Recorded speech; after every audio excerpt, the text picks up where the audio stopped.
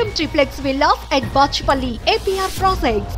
ప్రస్తుతం మనతో పాటు ఉన్నారు లోక్సత్తా అధినేత జయప్రకాష్ నారాయణ గారు. లేటెస్ట్ గా మనం చూసాం ఢిల్లీ ఎలక్షన్స్ రిజల్ట్స్. వాటి మీద ఆయన స్పందన ఏంటో ఒకసారి చూద్దాం.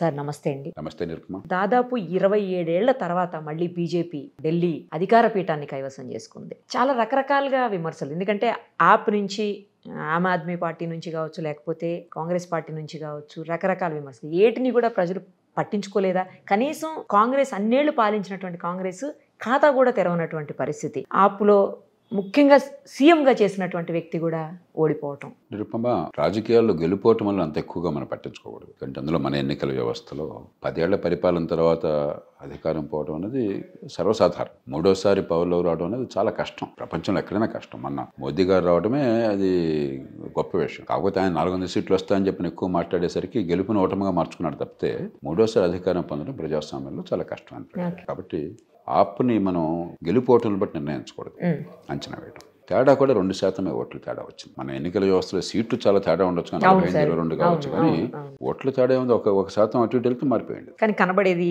ఓట్లు కాదు కదా సార్.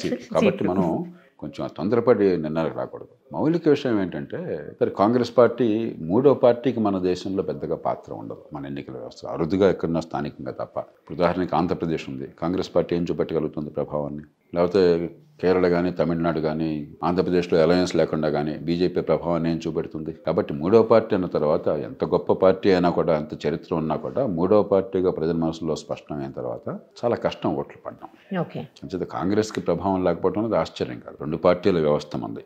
ఈ ఫస్ట్ పాస్ట్ ద పోస్ట్ అంటాం కదా, ఈ ఎన్నికల వ్యవస్థ. కాబట్టి ఇక్కడ ఎన్నికలు విశ్లేషించాల్సింది ఎవరు గెలిచారు ఎవరు కాకుండా ఆప్ ప్రభావం దేశం మీద. ఒక రకంగా లోక్సత్తా ఉద్యమానికి వారసత్వం ఆప్. దేశవ్యాప్తంగా చాలామంది లోక్సత్తా కార్యకర్తలు, నాయకులు హైదరాబాద్ కావచ్చు, చెన్నై కావచ్చు, బెంగళూరు కావచ్చు, ముంబై కావచ్చు, ఢిల్లీ కావచ్చు, చాలామంది మరి లోక్సత్తా ఉద్యమంలో సైనికులుగా, నాయకులుగా పనిచేసిన వాళ్ళంతా కూడా ఆప్కి మద్దతు ఇచ్చారు, ఆప్లో భాగస్వాములైనారు, చాలా ప్రయత్నం చేశారు. నేను కూడా 2013, 2014, 2019 ఎన్నికల్లో కూడా ఆప్కి మద్దతు ఇచ్చాను. ఎందుకని? ఇది మరొక పార్టీ అనే ఉద్దేశంతో కాదు. ఈ దేశంలో రాజకీయం భ్రష్టు పట్టింది, ప్రజాస్వామ్యం ప్రహసనంగా మారింది, అవినీతి సర్వత్రా వ్యాపించింది. మౌలికంగా వ్యవస్థలో మార్పులు కావాలి. ఆ మార్పులు తీసుకురాకపోతే ఈ దేశ ప్రజాస్వామ్యం చాలా నాశనం అయిపోతుంది, ప్రజలకు అనుకున్న ఫలితాలు రావు అని చెప్పాను. మరి కొన్ని ప్రత్యేక కారణాల వల్ల అవినీతి వ్యతిరేక ఉద్యమం, 2G స్పెక్ట్రమ్ చుట్టూ ఉద్యమం కావచ్చు, నిర్భయ కేసు కావచ్చు, ఢిల్లీ నగరంలో ఉండటం చేత, మీడియా ఉండటం చేత కావచ్చు, మధ్యతరగతి వర్గాలు కానీ, యువత కానీ విపరీతంగా ఆకర్షితులైనారు. అందులో ఢిల్లీకి కొన్ని ప్రత్యేకమైనటువంటి సానుకూల పరిస్థితులు ఉన్నాయి. ఒకటేంటి, దేశంలో అతి ఎక్కువ తలసరి ఆదాయం ఉన్న నగరం.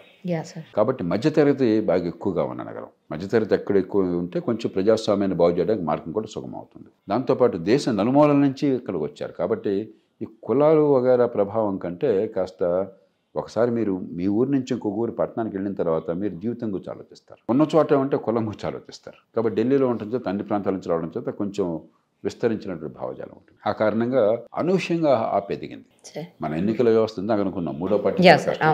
అలాంటి పరిస్థితుల్లో ఢిల్లీలో కానీ, తర్వాత పంజాబ్లో అధికారం రావడం అనేది చాలా అసాధారణమైన విజయం. మనం దాన్ని తక్కువగా అంచనా వేయకూడదు. అంతకు మించి పెద్ద పెరుగుతుందని నేను అనుకోలేదు. అదే చాలా గొప్ప విషయం. కాబట్టి ఆ ప్రకారం అంచనా వేయకూడదు. కానీ ఎలా అంచనా వేయాలి? ఆప్ లాంటి రాజకీయ శక్తి వచ్చినప్పుడు దేశ రాజకీయంలో అసలు ఎలాంటి మార్పులు కావాలి, పరిపాలనలో ఏ మార్పులు కావాలి, దేశానికి మంచి భవిష్యత్తు కావాలంటే ఏం జరగాలి, ఇప్పుడు జరగనిది, అది ప్రజలకు ఎలా అర్థమయ్యేట్టు చెప్పాలి, దానికి అనుకూలంగా ఏ రకంగా మన ప్రవర్తన, మన విధానాలు, మన రాజకీయం ఉండాలి, మన భావజాలము, ఆచరణ రెండు కనుక కలిసి నిలకడగా ఉన్నాయనుకోండి, ఎన్నికల ఫలితాలతో సంబంధం లేకుండా ఆపు ఈ దేశంలో మౌలికమైన మార్పుకు ఒక చోదక శక్తి అయి ఉండేది. దాంతోపాటు ఒక చోట ఎన్నికల్లో గెలిచి ఫలితం చూపెడితే మరింత గొప్ప విషయం. దురదృష్టం ఏంటంటే తాత్కాలికంగా ఎన్నికల్లో గెలవటం, ఓట్లు పొందడం ఎట్లా అన్నదానికి వారు కూడా లొంగిపోయారు. మిగతా వాళ్ళకంటే చెడిపోయారు నేను అన్నా.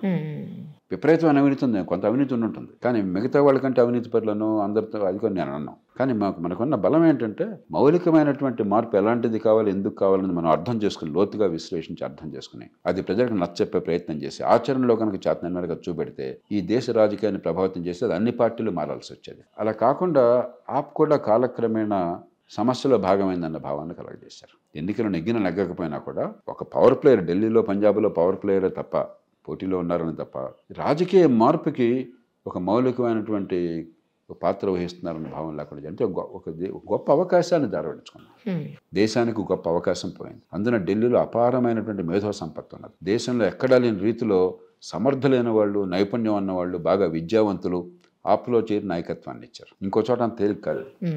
కావాలన్నా కూడా మంచి ఆశయం ఉండొచ్చు, కానీ మంచి సామర్థ్యం ఉన్న వాళ్ళు ఎక్కువ మంది రాజకీయంలోకి వచ్చే అవకాశం లేదు. ఢిల్లీలో అది కూడా జరిగింది. ఇది అవకాశం చాలబెట్టుకున్నది. రెండోది ఏమైంది, ఎలాగోలా గెలవాలన్న కారణంగా ఈ దేశంలో ఎలాగో తాత్కాలికమైనటువంటి సంక్షేమము, తాయిలాలు పూర్వం కూడా ఉన్నాయి, ఆప్తోనే వచ్చింది కాదు. కానీ ఒక బ్యాలెన్స్ ఉండేది ఈ దేశం. తాత్కాలికమైన సంక్షేమము, దీర్ఘకాలిక అభివృద్ధి మధ్య ఒక సమతూకం ఉండేది. ఆప్ ఈ తాత్కాలికమైనటువంటి ఈ తాయిలాలు, తాత్కాలిక వ్యక్తిగత సంక్షేమం దాన్ని ఒక పెద్ద సిద్ధాంతంగా మార్చి అది తప్ప ఇంకా రాజకీయం లేదన్నట్టుగా మార్చేసింది. దాంతో ఏమైంది, ఆప్ను చూసి భయపడి కాంగ్రెస్ పార్టీ పూర్తిగా అనుకరించడం మొదలెట్టింది. అంటే ఇవాళ పెద్ద పార్టీ ఆప్కు నమూనాగా తయారైంది. ఓకే, మీరు తెలంగాణలో కావచ్చు, కర్ణాటకలో కావచ్చు, కాంగ్రెస్ పార్టీ విధానాలు ఇచ్చిన హామీలు ఏంటి, కరెక్ట్గా ఆప్ హామీలు. ఈ గ్యారంటీలు వగేరా ఏంటి ఇవన్నీ. అంచేత ప్రజాస్వామ్యాన్ని వికసింపజేయడంలో, బాగు చేయడంలోనేమో ఆ గొంతుని, విశ్వసనీయతని పోగొట్టుకోవడం ఒక నష్టం జరిగింది దేశానికి. రెండో పక్కన అసలు మిగతా విషయాలు పక్కన పెట్టేసి పేదలను ఆకట్టుకోవడం కోసం, ఓట్లు పొందడం కోసం డబ్బుని పంపిణీ చేయడం మాత్రమే మార్గము, తాత్కాలికమైనటువంటి తాయిలాలు వ్యక్తిగత సంక్షేమ మార్గం అని చెప్పి అన్నదాన్ని విపరీతంగా విస్తరింపజేసి దేశంలో దాదాపు అన్ని పార్టీలు అనుకరించే పరిస్థితి తీసుకొచ్చారు. దేశానికి చాలా తీరని నష్టం జరుగుతుంది. ఆ రకంగా అంచనా వేయాలి సార్. అంటే ఇప్పుడు సీఎం, మీరు చెప్పినట్లు సీఎంగా పనిచేసినటువంటి వ్యక్తులు చాలా చోట్ల 3 సార్లు, 4 సార్లు, 5 సార్లు కూడా గెలుస్తున్నటువంటి పరిస్థితులు మనం చూస్తాం. పార్టీ రాకపోవచ్చు అధికారంలోకి, కానీ ఇక్కడ కేవలం ఆయన మీద ఈ మధ్యకాలంలో మనం చూసినటువంటి అవినీతి ఆరోపణలు కావచ్చు, జైలుకి వెళ్ళి రావటం, ఇవన్నీ ఎఫెక్ట్ చూపించి ఆ మనిషిని అతి తక్కువ ఓట్లే కావచ్చు ఓడిపోయింది. కానీ ఓటమే కదా అంటే ఓడిపోవడానికి కారణం. గెలుపుని ఓటమిని బట్టి మనం ప్రతిష్టని కానీ రాజకీయాన్ని కానీ అంచనా వేయకూడదు. కొద్దిగా ఖచ్చితంగా ఎంతో కొంత విశ్వసనీయత దెబ్బతిన్నది. అందులో ప్రధాన పార్టీగా ఉండి ముఖ్యమంత్రిగా ఉండగా ఓడిపోయారంటే. కానీ గతంలో కూడా షీలా దీక్షిత్ గారు నిజంగా మంచి పరిపాలన అందించింది. ఆవిడ 3 సార్లు, మీరు ఈ పార్టీ ఏదైనా కూడా షీలా దీక్షిత్ మంచి పరిపాలన ఉన్నదని చెప్పన్నది మరీ పక్షపాతంతో తప్పితే ఆ మాట అందరూ చాలా హుందాగా చేసింది ఆవిడ. ఆవిడని ఓడించారు. ఆయన అరవింద్ కేజ్రీవాల్ ఆమె ఎదురుగా పోటీ చేసి ఓడించాడు. ఇప్పుడు షీలా దీక్షిత్ కొడుకు పోటీ చేసి ఈయన ఓడించాడు అదే నియోజకవర్గంలో. ఒక రకంగా తల్లికి జరిగిన పరాభవానికి శాస్త్రలాగా చేశాడు ఆయన సందీప్ దీక్షిత్. ఇప్పుడు అంచేత ఓటును బట్టి అంచనా వేయకూడదు. షీలా దీక్షిత్ ఆ రోజు అసలు ఓడిపోవడానికి నిజంగా పార్టీ పోయినా కూడా ఓడిపోకూడదు ఆవిడ. ఓకే, ప్రజలకు ఆగ్రహం వచ్చిన, అనుగ్రహం వచ్చిన పట్ల ఒకసారి ప్రజల్లో ఒక మూడు వచ్చిన తర్వాత కొన్ని సందర్భాల్లో క్యాండిడేట్ ఎవరు ఏంటని కూడా చూడటం, అక్కడ మరి అవతరాలు కూడా గట్టిగా పోటీ పడినప్పుడు ఇలాంటివి వస్తుంటాయి. అందుకని నేను దాని గురించి పెద్దగా నేను అంచనా వేయను. అవి ఏంటంటే దేశ ప్రయోజనాలకి వీళ్ళ వల్ల మంచి జరిగిందా, చెడు జరిగిందా. గొప్ప అవకాశాన్ని జారబెడుచుకుని రేపు పొద్దున్న దేశంలో మౌలికమైన మార్పులకి చోదక శక్తి కావాల్సింది ఇంకెవరన్నా ఈ ప్రయత్నం చేస్తే గతంలో చూస్తాను ఆపని అన్నారు అనుకోండి, లాభం కంటే నష్టం జరుగుతుంది. లోక్సత్తా ఉందనుకోండి, ఎన్నికల్లో మనకు ఒకసారి నా సీటు తప్ప ఇంకోటి రాలేదు, ఓట్లు రాలేదు, పరిస్థితులు గమనించిన తర్వాత వద్దనుకున్నాం. ఓట్లు ఉన్నా లేకపోయినా కూడా మాటకు విలువ పోలా, ఎందుకని విశ్వసనీయత పోలా. ఏం చెప్తున్నా, చెప్పేది విలువైనది అయినంత వరకు, దేశానికి పనికొచ్చేదైనంత వరకు ఆ మాటకు విలువ ఉన్నది. కానీ మనం పూర్తిగా రాజీ పడిపోయి మన సిద్ధాంతంలో బలాన్ని కోల్పోయిన తర్వాత మీరు మాట్లాడిన ఎవరు పట్టించుకోరు. మీకు ఒకటే బలం, ఎన్నికల్లో గెలిస్తే గొప్పటి లేకపోతే లేదు. అది మిగతా పార్టీలు మీకు తేడా ఏముందప్పుడు, అది జరిగిన నష్టం. దాంతోపాటు ఈ తాత్కాలికమైన తాయిలాల మీద మరింత దాని ప్రభావాన్ని పెంచినటువంటి పార్టీ అయింది. కానీ కొంతమంది అంటున్నారు సార్, ఈ టైంలో ఆపు కాంగ్రెస్ కలిసిండింటే బీజేపీ వచ్చేది కాదు, వీళ్ళే మళ్ళీ అధికారంలోకి వచ్చేవాళ్ళు కొంతమంది మాట్లాడుతున్నారు. అట్లా జరిగి ఉండే అవకాశం ఉందా? చెప్పలేము, ఎందుకంటే నిజంగా రెండు పార్టీల మధ్య తేడా 2% ఓట్లు. అందుకని ఇది 48 సీట్లు వచ్చినా కూడా గొప్ప విజయంగా భావించకూడదు బీజేపీకి, ఆప్కి ఘోర పరాజయంగా భావించకూడదు. ఫస్ట్ ఆఫ్ ఆల్ అసలు భాష తప్పు. కాంగ్రెస్ పార్టీకి 4-5% వచ్చినట్టున్నాయి. కానీ 2 రకాలుగా విశ్లేషించవచ్చు. ప్రజలు అధికారంలో ఉన్నటువంటి పార్టీ ఆప్ కాబట్టి ఆప్కు అనుకూలము, ఆప్కు వ్యతిరేకము.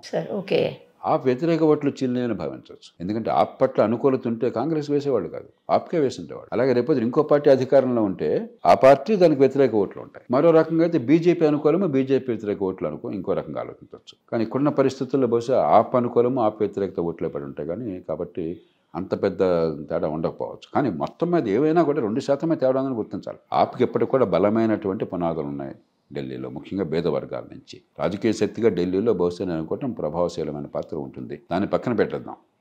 కానీ దేశ రాజకీయాన్ని, దేశ ప్రజాస్వామ్యాన్ని మంచి మార్గాన్ని పెట్టడానికి కావాల్సిన పాత్రను కోల్పోయారు. అది బాధాకరం. సార్, ఇంకొక విషయం చెప్పండి ఫైనల్గా. ఇప్పుడు ఓట్ల శాతం వచ్చేసరికి 2 కనిపిస్తోంది, సీట్లలో వచ్చేసరికి చాలా తేడా కనిపిస్తుంది. ఎందుకు ఇలా కనపడుతుంది? ప్రతిసారి ఇక్కడనే కాదు, చాలా చోట్ల మనం చూస్తుంటాం శాతం ఏమో పెద్ద డిఫరెన్స్ ఉండదు, సీట్లలోనేమో నంబర్లో చాలా డిఫరెన్స్ కనిపిస్తుంది. ఎందుకు అలా? 100 వాస్తవం నిరుపమ. కేరళ చూడండి, సార్ 1-2% తేడా, కొన్నిసార్లు 0.5% ఉంటుంది. కానీ లోక్సభలో కిందసారి 18 సీట్లు కాంగ్రెస్కి వచ్చింది. Exactly sir. ఒక్క సీటు సిపిఎంకి వచ్చింది, ఒక్క సీటు బీజేపీకి వచ్చింది. అవును. అలాగే అసెంబ్లీలో పెద్ద తేడా ఉండదు, కానీ బ్రహ్మాండంగా కమ్యూనిస్ట్ పార్టీలు గెలుస్తున్నాయి. అంచేత మన ఎన్నికల వ్యవస్థలో first past the post system అంటాం. మన ఎన్నికల వ్యవస్థ దామాషా పద్ధతి, ఓట్ల శాతాన్ని బట్టి మీకు సీట్లు లేనప్పుడు ఏమవుతుందంటే కొన్ని సందర్భాల్లో ఒక్క ఓటు ఎక్కువ వచ్చినా కూడా దాని ఫలితం విపరీతంగా అనిపిస్తుంది, ఒక్క ఓటు తక్కువ వచ్చినా ఓటమి కనిపిస్తుంది. కొన్నిసార్లు శాతం కొంచెం తక్కువ ఉన్నది పార్టీ గెలిచిన సందర్భాలు కూడా ఎన్నికల వ్యవస్థలో ఉన్నాయి. అవునా సార్? ఓడిన పార్టీ కంటే ఒక 0.5% తగ్గి మొత్తం మీద గెలిచిన పార్టీలు కూడా ఉన్నాయి. ఎందుకంటే మీకు ఓడిన పార్టీకి కొన్ని చోట్ల మంచి మెజారిటీ ఉందనుకోండి, శాతం ఎక్కువ కనిపిస్తుంది. మిగతా చోట్ల తక్కువ తేడాతో ఓడిపోయారు అనుకోండి, ఎక్కువ సెట్లు ఓడిపోతారు. ఓకే. కాబట్టి ఎన్నికల వ్యవస్థ మన ఓట్లలో బలానికి సెట్లకి పెద్ద సంబంధం ఉండదు చాలా సందర్భాల్లో. అందుకనే దామాషా ఎన్నికల వ్యవస్థ కావాలని గట్టిగా కోరేది. అప్పుడేమవుతుంది సార్? అప్పుడేమవుతుందంటే ఓట్ల శాతాన్ని బట్టి సీట్లు వస్తాయి. అప్పుడు మీరు ఈ నియోజకవర్గంలో గెలిచారో లేదని కాదు, మొత్తం మీద ఓట్ల శాతం ఎంత వచ్చింది చెప్పాను. ఓకే. అది ఎందుకు ముఖ్యం అంటే దీనికి సీట్ల కంటే దానికి ముఖ్యం. ఎందుకంటే ఈ ఎన్నికలోనేమో ఎట్లాగొట్లా ఒక ఎక్స్ట్రా ఓటు పొందాలి. నేను గెలవాలంటే కరెక్ట్ సార్. నిరుపమాను నేను పోటీ పడితే నాకంటే నిరుపమకు ఒక కోటి ఎక్కువ వస్తే ఆమె గెలిచినట్టు నేను ఓడిపోయినట్టు.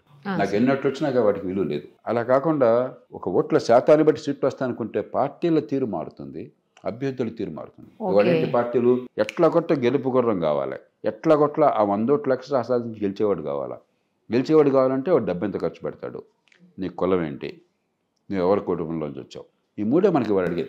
కరెక్ట్. ఎందుకని ఎట్లా కొట్ట నువ్వు పార్టీకే ఎక్కువ ఓట్లు వచ్చేది, కానీ నువ్వు తీసుకొచ్చే 1000 ఓట్లు 2000 ఓట్లు 3000 ఓట్లు జీవన మరణ సమస్య. కాబట్టి ఆ పార్టీ కోట్లు ఖర్చు పెట్టేవాడే కావాలి మనకి. అవగానే ఎవరిని గెలిచిన ఎవరు రాజకీయ నాశనం అయిపోయింది. దామాషా పద్ధతులు ఏంటి, మన పార్టీకి ఓట్ల శాతం పెరగాలి. ఇక్కడ ఈ ఊళ్ళో 100 ఓట్లు ఎక్కువ వచ్చింది అది ముఖ్యం కాదు.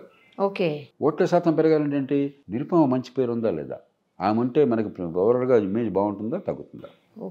కాబట్టి ఓవరాల్గా మన పార్టీ ప్రతిష్ట, ఆ వ్యక్తుల గుణగణాలు, సమాజంలో వ్యక్తుల పట్ల ఉన్న ఆదరణ గౌరవం, అది ముఖ్యం అవుతుంది. రెండోది, ఒక ఓటు ఎక్స్ట్రా వస్తే నీకు లాభం లేదు కాబట్టి ఆ ఓటుని ఇంత కొనాలన్న దుగ్ధ ఉండదు. మూడోది, ఓట్లు కొనేవాడు ఎవడు కొంటాడు, ఎమ్మెల్యే క్యాండిడేట్ కొంటున్నాడు. ఇక్కడేమవుతుంది, ఓట్లు ఎక్స్ట్రా వస్తే ఓవరాల్గా ఎమ్మెల్యే సీట్లు పెరిగితే కానీ మీకు లాభం ఉండదు, పర్సనల్గా ఉండదు. నేను ఎందుకు ఖర్చు పెడతానైతే. ఈ 3 కారణాలుగా ఓట్లకి డబ్బులు ఖర్చు పెట్టేది తగ్గుతుంది. అందుకని ఈ 3 కారణాలుగా నేను స్థానిక ఎన్నికల్లో దామాషా పద్ధతి కావాలని కోరుతున్నాను. అయితే దానిలో ఏంటంటే ప్రభుత్వాలు సుస్థిరంగా ఉండవు, కష్టం కాబట్టి బిగ్గెస్ట్ పార్టీ బీజేపీ ఉంది, బిగ్గెస్ట్ పార్టీగా వచ్చింది స్టేట్లో. 50% రాలేదు, 47-48 వచ్చింది. మెజారిటీ రాదు కదా. ఇప్పుడు నేను చెప్పేది ఏంటంటే ఈ లెక్కలో కూడా మెజారిటీ వస్తుంది, ఎందుకంటే కాంగ్రెస్ పార్టీ 0 వస్తాయి. కాంగ్రెస్ పార్టీ కొంచెం శాతాన్ని బట్టి ఒక థ్రెషోల్డ్ పెడతాం. కానీ ఆ పైన బోనస్ సీట్లు ఉండవు, 10% 15%. బీజేపీకి 35 సీట్లకి 35 సీట్లకే వచ్చింది, 36 సీట్లకే వచ్చింది అనుకోండి, 70 సీట్లు. ఆ పైన బోనస్ సీట్లు ఒక 15 ఇచ్చేయండి, 10 ఇచ్చేయండి, అభ్యంతరం లేదు నాకు. కానీ అసలు ఎన్నికల తీరు మారిపోతుంది. ఇప్పుడు ఎన్నికలో మీరు చూసినట్టయితే ఢిల్లీలో కూడా బాధాకరం, దాదాపు 198-200 కోట్ల రూపాయలు ఎన్నికల సంఘం పట్టుకుందట. అదే ఢిల్లీ చిన్న కేంద్రపాలిత ప్రాంతం, మనతో పోలిస్తే 1.5 కోట్లు, 90 లక్షల ఓట్లు పడి ఉంటాయి. మన అనుభవం ఏంటి, తెలంగాణ, ఆంధ్రప్రదేశ్, కర్ణాటక, తమిళనాడులో మీరు ఎన్నికల సంఘం పట్టుబడ్డ డబ్బు మొత్తం పెట్టే డబ్బులో 3-4% కంటే ఎక్కువ ఉండదు, 20 రెట్లు ఎక్కువ ఖర్చు అవుతూ ఉంటుంది.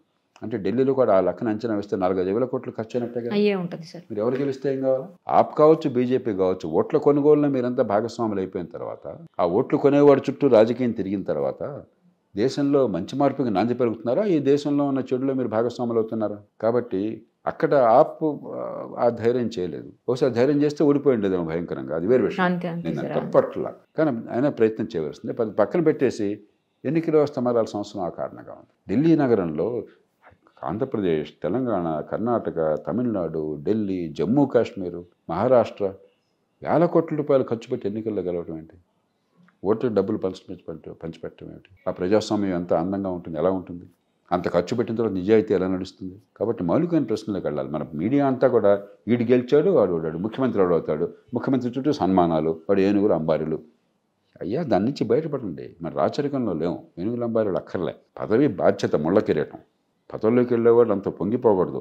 అరే ఇంత భారం నా మీద వస్తుంది, దాన్ని ఎలా తట్టుకుంటానని ఆలోచించాలి. ఒకప్పుడు లోక్సత్తాకి ఎన్నికల్లో 2009లో ఒక టైంలో 20-25 మంది అభ్యర్థులు బ్రహ్మాండంగా పనిచేశారు. ప్రతి ఇంటికి ప్రతి ఊరికి వెళ్ళి బాగా ప్రచారం చేశారు. సందేశం బాగా వెళ్ళింది. వాళ్ళు ఎన్నికయ్యే అవకాశం కనిపించింది నాకు. నేను పొంగిపోలా, చాలా జాగ్రత్త పడ్డాను. రేపు పొద్దున 20-25 మంది కనుక గెలిపించుకోగలిగినట్టయితే శాసనసభలో కూర్చుంటే ఆ ప్రమాణాలకు తగ్గట్టుగా, ప్రజల ఆశకు తగ్గట్టుగా, దేశ ప్రజలకు తగ్గట్టుగా వ్యవహరించకపోతే మన వల్ల మంచి కంటే చెడు జరుగుతుంది. కాబట్టి ఆ ప్రమాణాలకు తగ్గట్టుగా మనం ఈ పార్టీ నడపగలం అనేది ఆ శాసనసభలో అన్నది నన్ను బాగా వేధించిన సమస్య. అంతేగాని అరే 30 సీట్లు వస్తాయి బేరాల ఆలోచనకోవాలని ఎప్పుడు.